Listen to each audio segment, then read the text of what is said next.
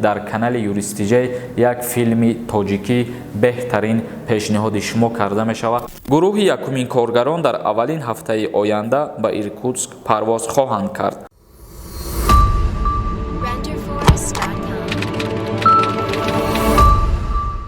ассалому алайкум ба ҳама тамошобинони барномаҳои Сорбон Сафаров канали Юристиҷа. Видеои имрӯзаи мо яке аз мавзӯъҳои муҳимтарин мебошад. Ба ҳамин хотир бо диққат то охири видеоро гӯш кунен ва бифаҳмем ки дар чӣ мавзӯъ мо гап мезанем. Нафароне ки гирифтори бемории дил ҳастанд ё хирашавии чашм доранд, ба шумо дорои Алҳадаяро тавсия медиҳем. Капсула ва равғани сиёҳдона мебошад. Инчунин барои зиёд кардани риш ё барои баланд кардани қад ё барои нест кардани доғҳои сафед аз бадан ё зиёд кардани мӯи сар ба шумо соф савдоро тавсия медиҳем. Суроға дар рӯи экран. Доставка ба ҳама шаҳрҳо карда мешавад. Инчунин доруҳои варзишӣ низ дастрас кардан мумкин аст. Ба рақамҳои рӯи экран муроҷиат намоед. Занг задани шумо дастгирии мо мебошад. Аз номи Юристиҷа муроҷиат кунен, скидкатон мекунам. Ва хоҳиш мекунам ки дар ин бора савол нашава баъд аз навора тамошо кардантон, чунки ҳамин қадар маълумоте ки ҳаст мо пешниҳоди шумо мекунем. Айни ҳол мавзӯъ дар бораи чӣ гуна муҳоҷироникорӣ ба Федератсияи Россия бояд интиқол дода шаванд. Ахирон видеои мо дар бораи ҳамин буд ки Вазорати меҳнати Федератсияи Россия иҷозат дод ба шаҳрвандои хориҷӣ, махсусан шаҳрвандои Тоҷикистон, Узбекистон ва Туркия ки вориди Федератсияи Россия бигарданд. Вале дар иҷа як чиза бояд ба назар гирифт ки аз ҷониби Россия дар Ҷумҳурии Тоҷикистон комиссияи махсус ташкил карда мешавад ки из комиссияи махсус санҷиш карда меброяд ва қабул мекунад, баъдан ба Федератсияи Россия интиқол метиҳанд. Ана ҳамун шахсиятҳоеро ки номнавис мекунанд. Тамошобинони азиз, нусхаша ҳозир як бори дигар ба шумо мо мехонем, бо диққат гӯш кунен. Дар ҳамин нусха ҳар чизе ки омадагӣ ҳастай, умедвор ҳастем ки аз ҳамин мефаҳмед. Вазорати меҳнати Тоҷикистон ба интиқоли 434 муҳоҷири меҳнатӣ ба кор ба соҳаи сохтмон дар шаҳри Иркутск бо Русия бо таваққуф расид. Вазорати меҳнат ва шуғли аҳолии Тоҷикистон ба вилояти Иркутск 434 муҳоҷири меҳнатиро дар мувофиқа бо ширкатҳои сохтмонии Русия ирсол мекунад. Дар ин бора вазорат гузориш додааст. Гурӯҳи якумин коргарон дар аввалин ҳафтаи оянда ба Иркутск парвоз хоҳанд кард. ҳоло масъалаҳои ташкилӣ ҳамоҳанг карда мешаванд. Илова ба Вазорати меҳнат. Тибқи иттилои ин шуъба, тамоми хароҷоти парвозҳо, карантини дуҳафтаина, ҳуҷҷатгузорӣ, хобгоҳ ва хӯрок аз ҳисоби ширкатҳои дар боло зикршуда пардохт мешаванд. Инчунин шаҳрномаи меҳнатӣ бо корхона. Бародарони азиз, ҳозир бо диққат гӯш кунен, мо мафҳуми ира ба шумо як бори дигар мефаҳмонем. Хоҳиш мекунам ки бо диққат гӯш кунен. Вазорати меҳнати Ҷумҳурии Тоҷикистон айни ҳол номнавис кардагӣ ҳастай 434 нафар шаҳрвандои тоҷика ки ба Федератсияи Россия ба шаҳри Иркутск бояд интиқол дода шаванд.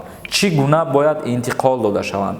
ҳар як шаҳрванде ки хоҳишманд астай барои номнавис кардан ба аъзои комиссия бояд муроҷиат кунад. Яъне ки аъзои комиссияша ҷои аниқ ва дақиқша айни ҳол ман намедонам ва агар бародарое бошанд ки номнавис карда бошанд ё ки бидонанд, хоҳиш мекунам ки дар комментария бинависен, то ки дигарорам бифаҳманд, бохабар шаванд ки дар куҷо қарор дора ҳамун аъзои комиссия, ё ки иншааллоҳ рӯзҳои наздик ман худам ҳамун ахбороти ҷои аъзои комиссияи Россияро агар дарёфт кардам, пешниҳодтон мекунам. Ва як чиза хотиррасонтон мекунам ки ин номнависиро и рӯйхата Вазорати меҳнат ва шуғли аҳолии Ҷумҳурии Тоҷикистон мақсад тахт мекуна ва пешниҳод мекуна ба аъзои комиссияи Федератсияи Россия. Дар иҷа вақте ки шуморо ному насабтона дар рӯйхат менависанд ва дар аъзои комиссия пешниҳод мекунанд, аъзои комиссия дида мебарояд. Мисол мегирем, агар 1000, 2000 ё 10000 нафар номнавис мекунанд, лекин наметонанд яку якбора ҳамаи вая дар як рейс ё ки ду рейс ба Федератсияи Россия бибаранд. Тибқи шартнома нигоҳ мекунанд. Мисол мегирем, дар Федератсияи Россия як корхона сохтмони хича шурӯъ мекунад ва дар ӯ муассиса, дар ӯ корхона 500 та коргар лозимай ва дар ин ҳолат ба ҳамин аъзои комиссияе ки дар Тоҷикистон қарор дорад хабар метиҳанд ки дар фалон шаҳри Россия ана ҳамин хели сохтмон оғоз шуданияй 500 коргар дар корай ва ӯ аъзои комиссия 500 коргара ҷудо мекунад аз ҳамун рӯйхате ки номнавис шудагӣ ҳастай. Коргароро ҷудо мекунад ва тахт мекунанд ҳуҷҷатҳошона интиқолшон метиҳанд ба Федератсияи Россия. Дар ҳолате ки ҳар як шаҳрванда новобаста аз ӯ яке аз Тоҷикистон аст ёки аз Туркия ёки аз Узбекистон аст, дар ҳолате ки ба Россия мебаранд, пули билети ана ҳамун самолётшона метиҳанд, пули карантиншона метиҳанд, агар бемор бошанд табобатшон мекунанд ва хурду хӯрок, ҷои хоб, музди маош. Аз чизҳое ки мо номбар кардем бояд ташкил кунанд ва таъминшон кунанд. Ҳамаи чизҳое ки мо зикр кардем, махсусан ҷои хоб, хӯрок ва ана ҳамун музди маошон сари вақт бояд пардохт карда шавад. ҳар сохтмон, ҳар ширкате ки муҳоҷиронро мебара ба Федератсияи Россия бояд ба талаботи ҳамин чизҳои зикр кардаи мо ҷавобгӯ боша ва бояд ки ҷавоб бига. Ва як чизи дигаре мегӯем ки ин чизам биданаш ҳатмияй. Вақте ки шумо номнавис мекунед ва шуморо дар рӯйхат қабул мекунанд, бояд ба ҳамун ҷое ки шумо коркунӣ мерен шартнома боша шумода.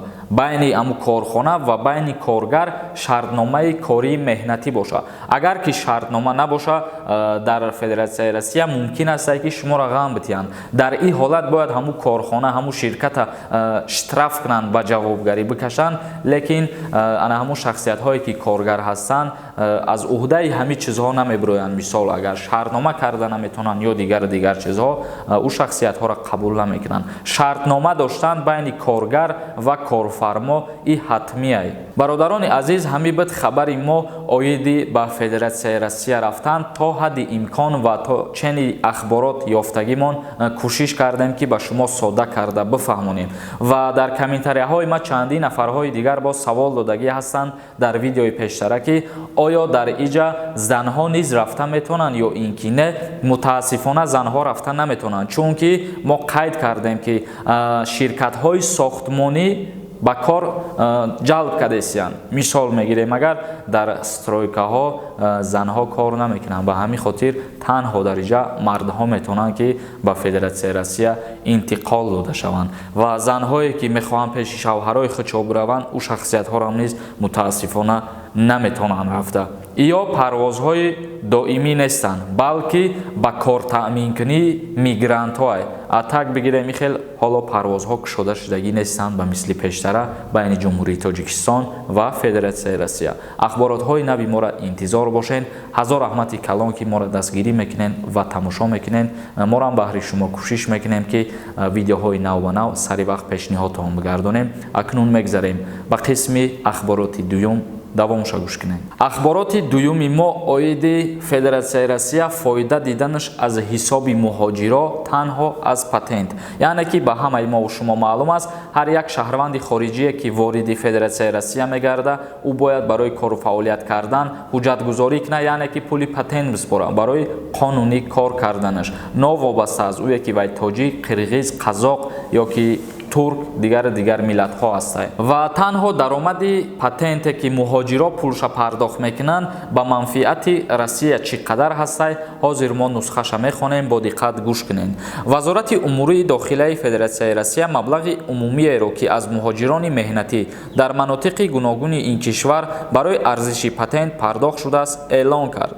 طبق اطلاعات فدراسیای روسیه در 11 ماه سال 2020 مهاجران مهنتی با بودجه دولت‌های فدراسیای روسیه به شهرهای فدراسیای روسیه 577 میلیون دلار فایده آوردند. یعنی که در 11 ماه کاری سال 2020 مهاجرانی که پول پتنت سپردگی هستند تنها 577 میلیون دلار به بودجه فدراسیای روسیه فایده داخل کردگی هستند.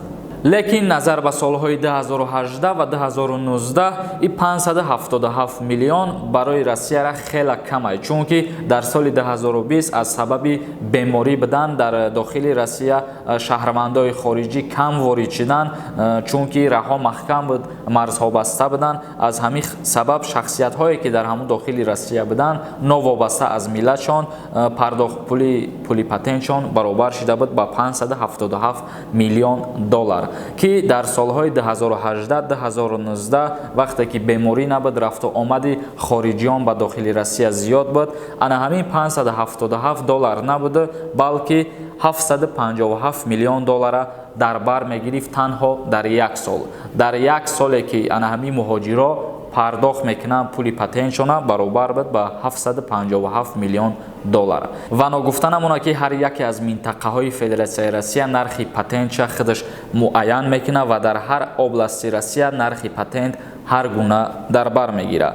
Мисол мегирем, агар дар айни ҳол нархи патент дар шаҳри Москваи Федератсияи Россия баробар мебошад ба $5341 рубл ва аз ҳама ҷои арзонтаракаш Санкт-Петербург ки нархи патенти моҳонаш баробар аст ба $3993 рубл. Бародарони азиз, видеомона ҷамъбаст мекунем. Дар канали Юрист TJ обуна шидана фаромӯш намекунем ва ногуфтанамона бародарони азиз, тамошобинони азиз, умуман ҳар нафаре ки моро тамошо мекуна ба шумо хотиррасон мекунем ки интизор бошен рӯзҳои наздик дар канали Юрист TJ як филми тоҷикӣ беҳтарин пешниҳоди шумо карда мешавад. аз шумо танҳо моро дастгирӣ кардан ва аз ҷониби мо баҳри шумо ҳаракат кардан.